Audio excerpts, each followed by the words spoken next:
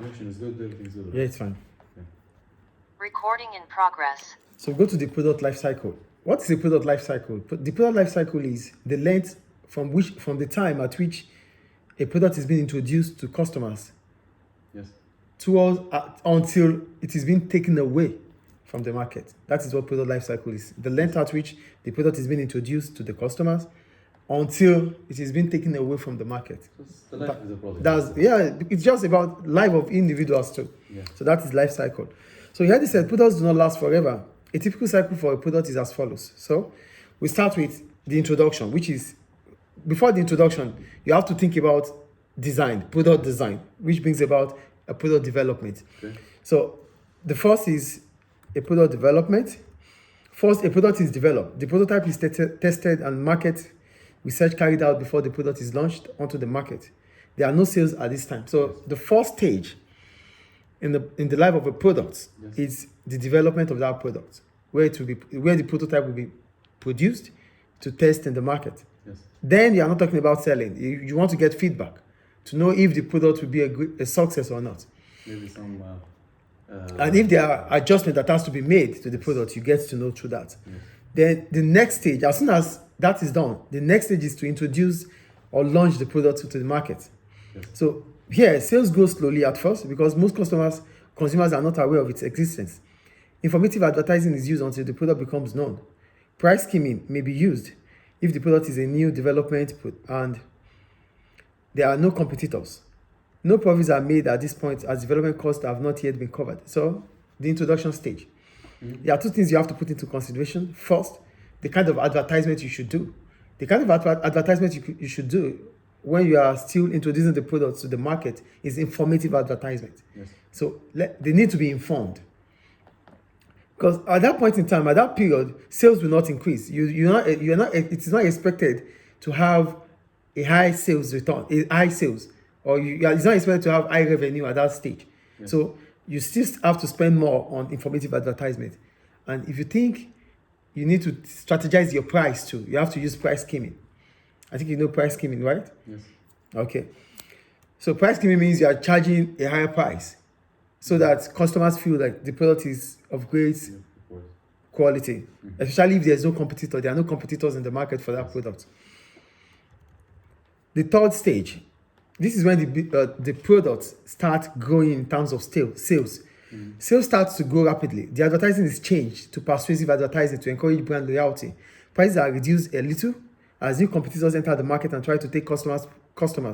Profits start to be made as development costs are covered.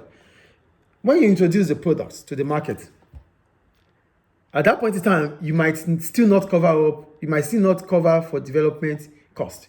Yes. But when sales start increasing, then you might start making profit. But at that point in time, competitors are already aware of that new product. Yes. So they might imitate you or try to make a substitute to your product.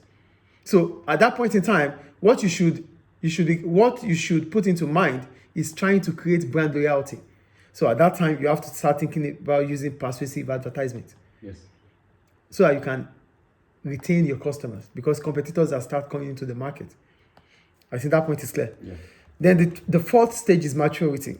So at this stage, sales now increase only slowly. So little by sales are not always like as constant as they used to be. Yes. Today you might think the sales might increase this month, next month it might not. Slowly. Mm-hmm.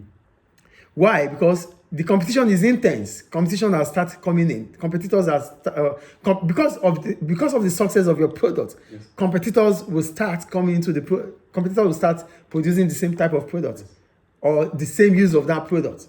So customers might start buying from them too. So that's why your sales, the increase in sales will start becoming slow. Mm-hmm. So a lot of advertising is used to maintain sales growth. So at that point in time, you need to invest heavily on advert to have a competitive edge over your competitors. Invest what? Invest more on advertisement.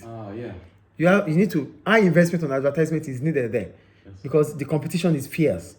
So for you to have a competitive edge, You need to do more awareness, creating awareness of different promotional methods you can use. Yes. After maturity, then we go to sales saturation. Then profit at that point in time is stabilized, is constant. It is not expected to have more profit than what you used to have at saturation. Yes. So here they said saturation point and stabilize at their highest point. Competition is high, but there are no new competitors. Competitive pricing is used. A high and stable level of advertising is used, but profit starts to fall as sales are static and prices have to be reduced to be competitive. So when your product reaches saturation, at that point in time, the product has fueled the market. There are lots of substitutes in the market. Yes.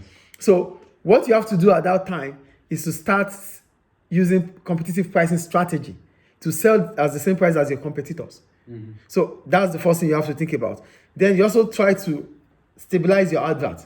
You don't spend too much on advertisement because sales is not expected to be more than what it used to be. Yes.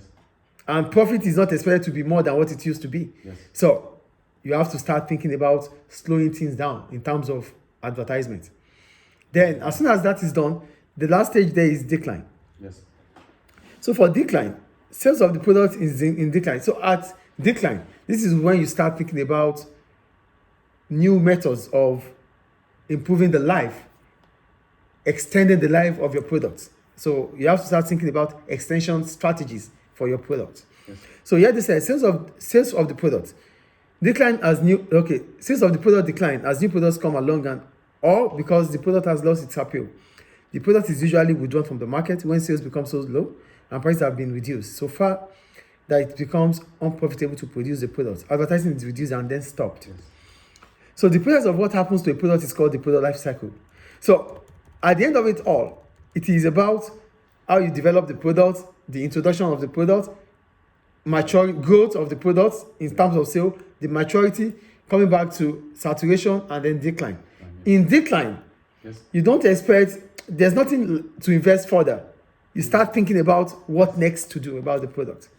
I think it's clear. Yes. And that's the. So we go to, that's all about that, right? The graph of the. Yeah, that's the graph here. So we go to how stages of product life cycle influence marketing decisions. Yeah. So now it is important for you to know each stage that your product is in terms of its life cycle, Yes. because that will help you to take decisions about the product. Yes. So knowing the stage of the life cycle that a product can help a business with pricing and promotional decisions. Pricing. A branded product is likely to be sold at a high price when it is first introduced to the market, as a low price could give the wrong message about quality. So